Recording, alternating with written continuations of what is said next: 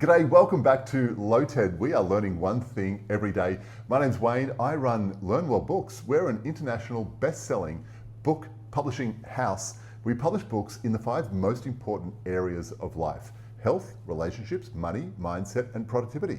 And we come across some incredible information in the course of our work, and not all of it's going to end up in one of our books, but we find one piece of information that we can share with you every day that's going to make a positive difference in your life in one of these 5 areas: money, mindset, health, productivity, or relationships. Today, I'm going to share something with you which is going to give you a massive sigh of relief. It's going to take a huge burden of weight off of your shoulders, and it's going to make you feel fantastic. It's going to sound radical, very unconventional, but I do believe that it's going to solve a significant problem in your life. But before I get to that, I want to talk to you about something that I've recently learned. It's called the Zeigarnik effect. And that refers to our mind's tendency to want to remember tasks that are incomplete more than it wants to remember tasks that we have completed. We can refer to these tasks as open cognitive loops. And our mind just has the tendency to want to close all of those loops. So it takes things that we haven't done yet and it puts them into our working memory so that we don't forget them. And they sit there until those tasks are complete. I mean, think about that shed that you've got to tidy up, the room that's a bit messy, the project you haven't completed yet, the phone call you've got to make to your mum. Or in a very common situation, how about your inbox? The number of emails that are sitting there flashing red for you to attend to. Now, I wonder, I would love to know how many emails you've got staring at you on a daily basis that are calling your attention to them. And even when you close your laptop, you go home, they're still sitting there in your working memory as an open cognitive loop. Is it 50? Is it 100? Is it 500? I saw once, I just couldn't believe how this was possible. Someone opened their laptop and I looked at their screen. They've got 17,000 plus unread emails. I looked at them and I said,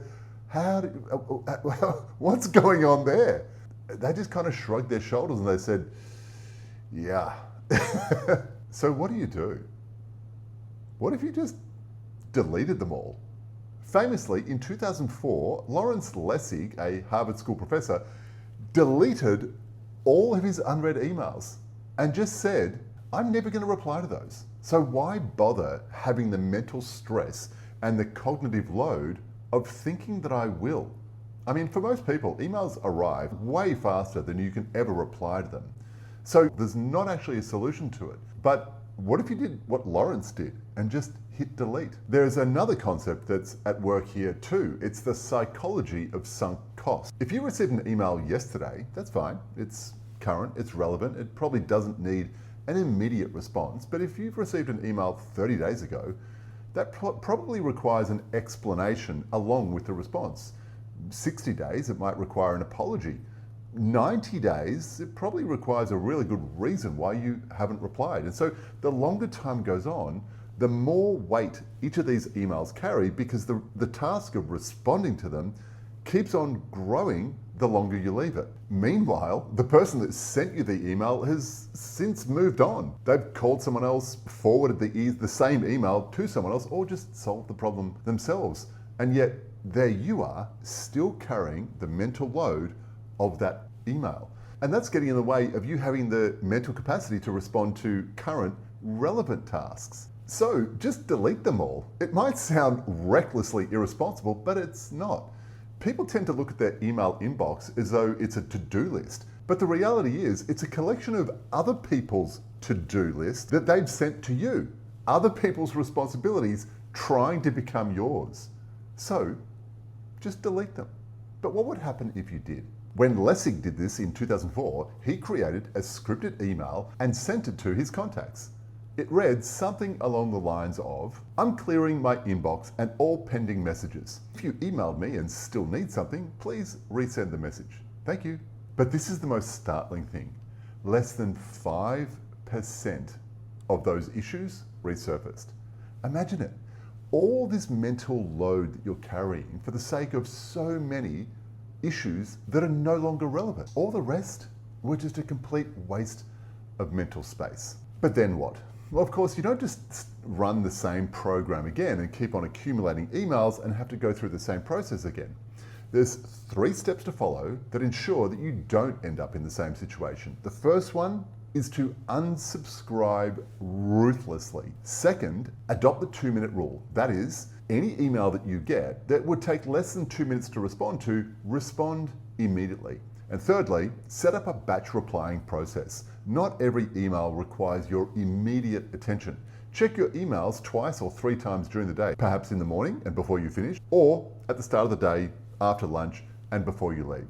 What a great idea. A genuine solution to the 50, 500, or even 17,000 emails that are staring at you all day, requiring your mental capacity. Just delete them. But again, here are the steps to follow to make this effective. Firstly, write the email script that you're going to send to your contacts. A copy of the one that I referred to earlier is in the pinned comment below. You can simply copy and paste that. Next, select all of your emails. You've then got 3 choices. One is you can just mark them all as read. You can send them to archive, or you can delete them. If you mark them as read or send them to archive, you can still search them, so they're not gone forever, but they're not demanding your attention anymore. Next, unsubscribe ruthlessly, adopt the 2-minute rule, and set up a batch replying process. Give yourself permission to let go of the guilt.